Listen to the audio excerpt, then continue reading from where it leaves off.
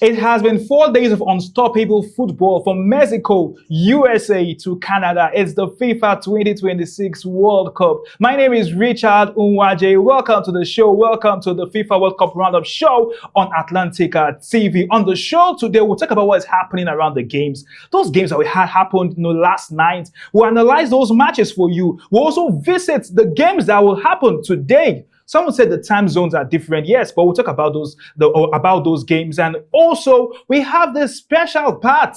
We'll talk about the man of the day. We'll talk about who is the man of the day, and we'll also visit what's trending around the World Cups. All right, welcome to the show this very, very interesting evening where we'll follow up what's happening around the FIFA World Cup. The FIFA World Cup, of course, has been 4 days of unstoppable, what we call beautiful football. New stars have been discovered. The old stars are showing themselves, and someone is saying that this is just the beginning. You are correct. This is just the beginning of great, call it football. And some would say we have a lot of days more. Yeah, sure, more days to see what would happen. And on the show today, as usual, we'll look at those big stories, which, of course, is making the World Cup what the World Cup is meant to be. And, of course, we'll talk about what is happening around that. Let's start up with the games that played yesterday. And for many Africans, it's just a big time of celebration. Talking about the results so far, where we are seeing African teams showcasing their best. And let's start up with the game where we had the Spanish team go against Cape Verde. Now, that has been the big talk of the town. Now, nobody expected to have that goalless draw. We all expected to have a game maybe where we see the Spain scoring several goals. That's what we're expecting. But, we saw what many called that very, very interesting game where the Cape Verde team held these guys back.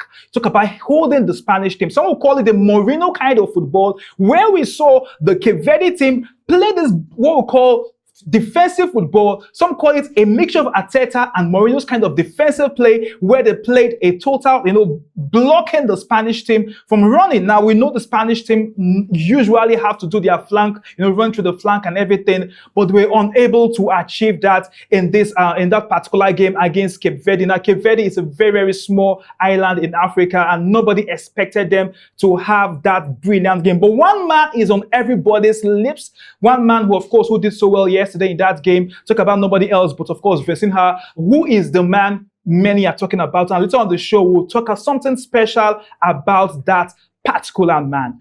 Now, still talking about the games of yesterday in the World Cup, where we had other interesting games. We had the game between Iran and New Zealand. That was one very, very beautiful game. The Iranian team coming to the World Cup, nobody gave them the chance with the whole things happening around. But we saw how Iran were able to push that 2-2 draw against New Zealand. New Zealand took the lead, but Iran had a way of pushing it through. And of course, we saw what happened in that particular game.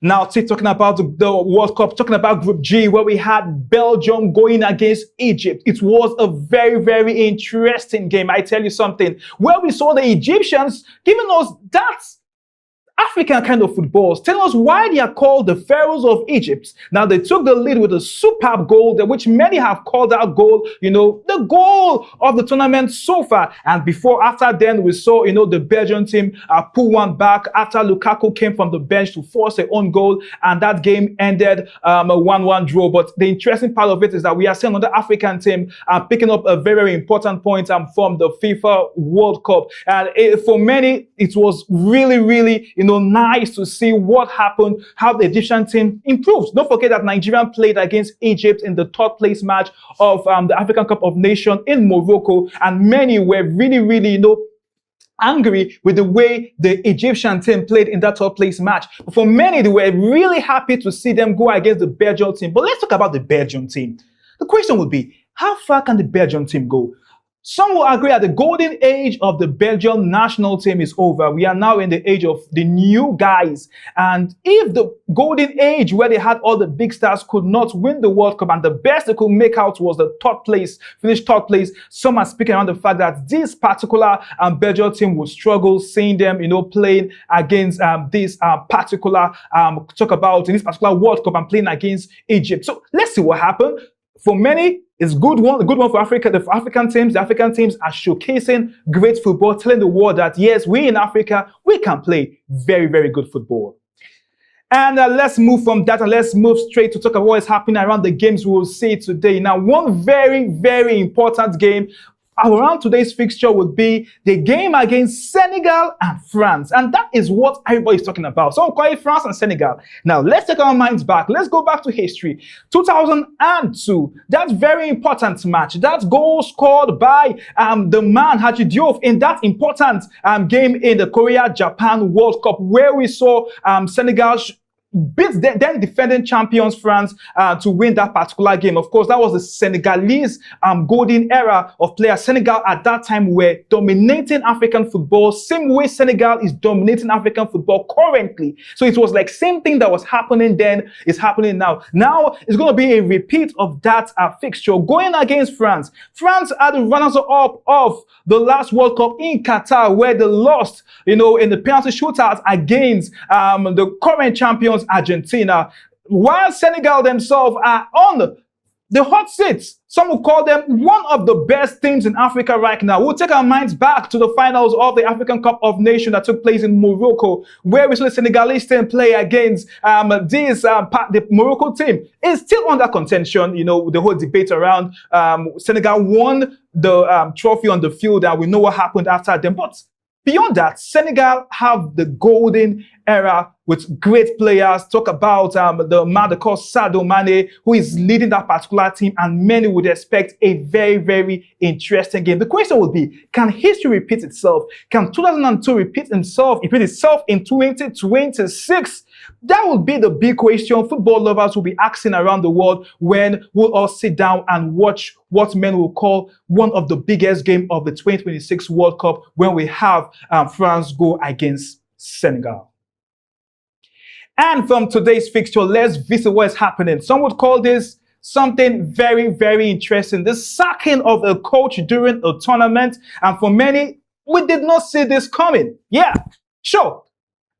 Tunisia have sacked their coach. Sabari Lamchi was sacked after his team lost that particular game. Many call that a very, very big shock. We didn't expect the Tunisian team to lose by 5-1. Yes, they lost that game. And after then, something happened. Something happened that many still call the big shock. After what we heard that he was sacked as the coach after he lost against Sweden by 5-1. Now, he was sacked in the tournament. Some are saying, why would you sack a coach when you have a tournament on? Now, Tunisia is one of those northern African countries that many would be expected to fly Africans flag high in the World Cup. Now, Sabari was one of that, was that coach many expected to turn Tunisia's football destiny to take it to the next level. But it just happened that he was sacked after the shocker where Sweden defeated them by 5-1. But the interesting part of it is that we have a new man who has taken over.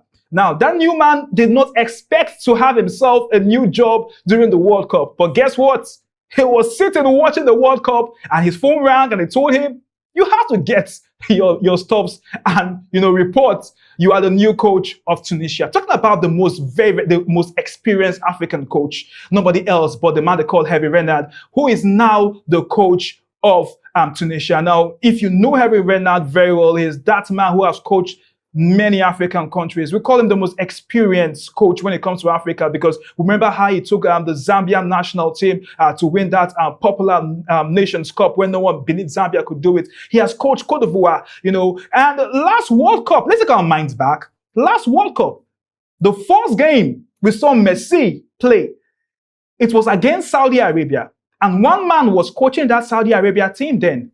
It's the man they call Hervé Renard, who was the coach. So now he is back to the World Cup. After then, he had to coach, he coached the French female team, and now he is back as a Tunisia coach. The question would be, and many will be asking, will this man get the work done? Bringing him in, maybe some will say in the beginning, stroke, middle of the tournament, and we are expecting what many will call wonders.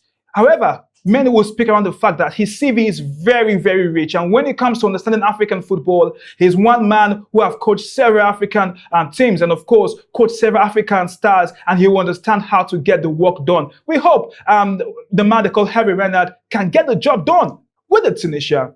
national team. And let's move to the special moment, and everybody is talking about one man. And the World Cup, beyond everything, the World Cup gives us that belief, beyond the whole beautiful game we see on the field, beyond the fact that we see new stars being born, we see, great cultures being displayed. One thing that the World Cup always keeps doing is giving us hope. Now, beyond the field, the World Cup gives us that dream that your story can change. It does not take anything big. And that is why our World Cup man of the day is nobody else but the man they call Vozinha. Yes, you're wondering who the man is? He's the Cape Verde goalkeeper. He's 40 years of age. Going into the World Cup, many did not see him as that man that would make a difference. Many did not even look up to him. But watching his team, Cape Verde, play against Spain yesterday, he stood out to make several saves to make sure the prestigious and highly rated Spanish team could not just get a goal. And it was very emotional after the game where we saw the 40-year-old man, he had to cry, because he did not believe that the whole world will be talking about him. Now, we'll play a video. Before we play that video, to hear what he said, the fact that on social media, on Instagram to be precise, this particular guy just had little around 50,000 followers on Instagram. As at this morning, he has over 5 million followers. Before the game got done yesterday, he had 2 million followers. And this is the story of the World Cup, the story of the 2026 World Cup taking place in USA, Mexico, and Canada. Stories are being changed and lives are being turned around. And one man's life who has been turned around and is, of course, on the spotlight right now is the goalkeeper of Cape Verde. Let's listen to what the Cape Verde goalkeeper said after that very, very important match against the Spanish national team. I cry because I grew up with my grandparents, and unfortunately they are not here. They died a few years before, and they was everything for me. They did everything for me, for my life, and also because my mom, she didn't manage to be here because of the visa, because of the money you have to pay for the visa. We didn't manage on time, and I would like she to be here, but I'm very happy also, and I'm very happy for all the Cape.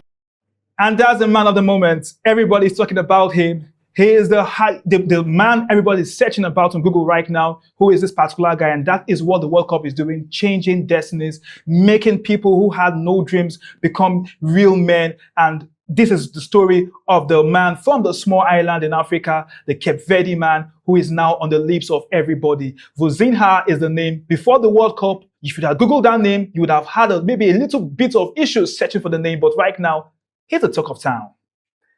And let's move from what's happening around the World Cup man of the day, and let's talk about what's happening around the World Cup big issue.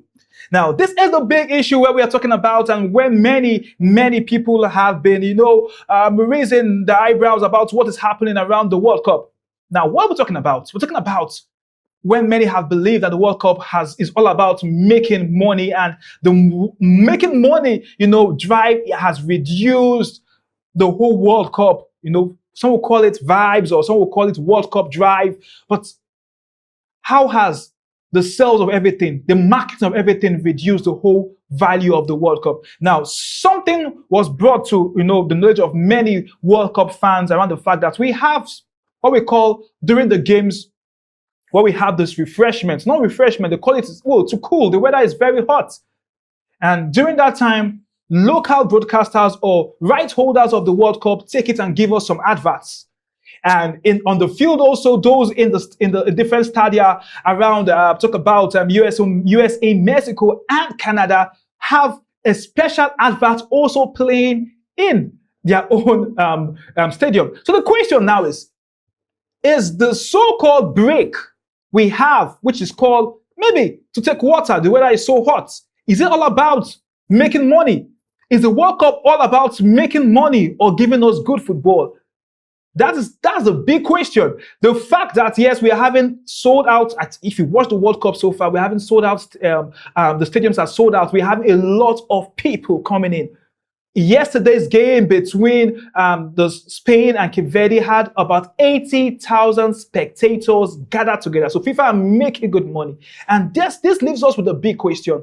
Is the FIFA World Cup 2026 all about making the money, selling the products, or giving us good football? Some will say time will tell. It's just too early. It's just 4 days in. And let's see. Maybe before we get to the 30th day of the World Cup, we'll know whether it's more of good football or more of making some good money. And let's switch it very fast and let's talk about what's happening around the World Cup trend. What's what happened around the World Cup? What's trending around the World Cup? Now, different trending stories around the World Cup. There are several. And of course, on the show, the FIFA World Cup Roundup show on Atlantic TV, we just take our time to get some of those trending moments around the World Cup and of course bring it to your screen and see what's happening and let you know what people are saying about those moments. And we'll start up with this particular one where Puja, of course, football journalist, where he wrote something on Twitter, of course, now known as X, where he said Uruguay's national team went through security screening upon arrival in the US ahead of their World Cup opener with dogs sniffing their bags. And this has been one thing that have gotten many people talking. How the US, how Canada, and of course Mexico, some would say more of the US, are treating visitors during this World Cup. What has been worrisome to many is the fact that this is also happening to the footballers and the players. Now let's watch this particular video. When we come back, we'll talk more about it and look at some tweets and what people said about this particular act from the US immigration.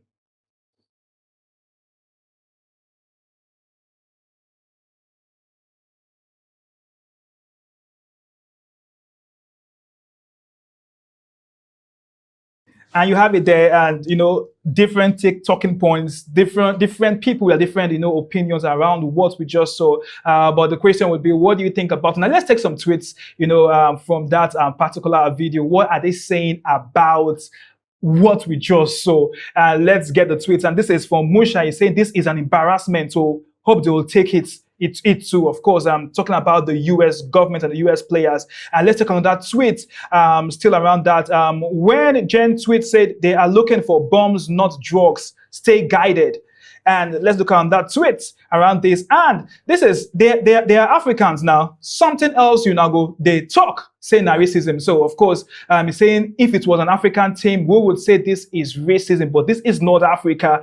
So what should we call this? Don't forget that the Senegalese national team, when they got to the World Cup, they went through same treatment.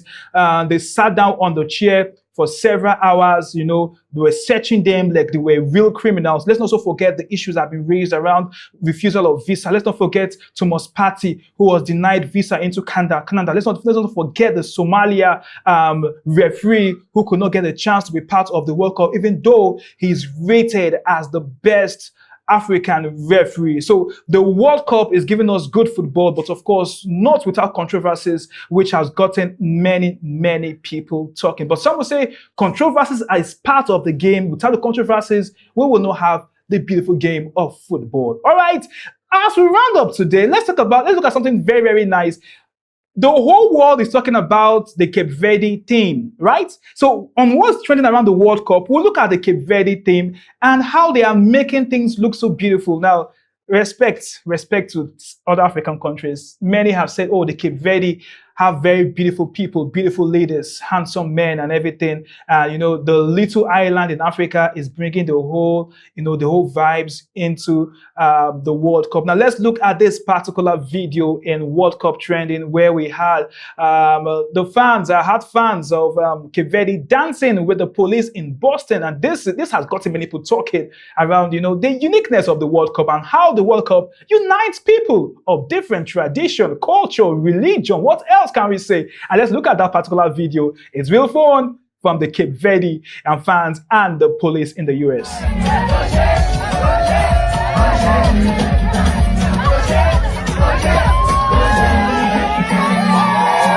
I'm sure you love that, right?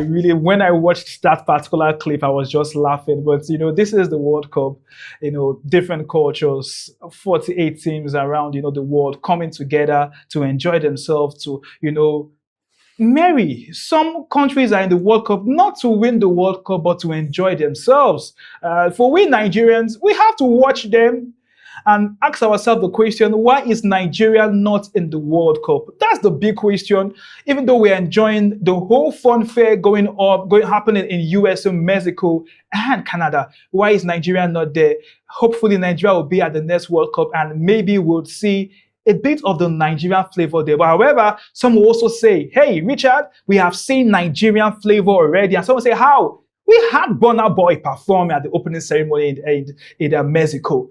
We had the world-renowned, of course, popular man from Edo State, Rema, perform in USA. And we saw what happened when we saw the fans singing the song with him, Calm Down, Calm Down. And some will say, the World Cup does not have Nigeria there, but of course we have the Nigerian vibes. Nigerian music is highly represented during the FIFA 2026 World Cup. All right, this is the FIFA World Cup Roundup show on Atlantic TV. Of course, I know you had a great time. We'll come back tomorrow where we will follow up on the big games that would happen today. Of course, much focus will be on the game between France and Senegal. And we'll definitely talk about other trending issues with the big man, who will be the big man of the day. We'll talk about that tomorrow. Richard Unwaje is signing out.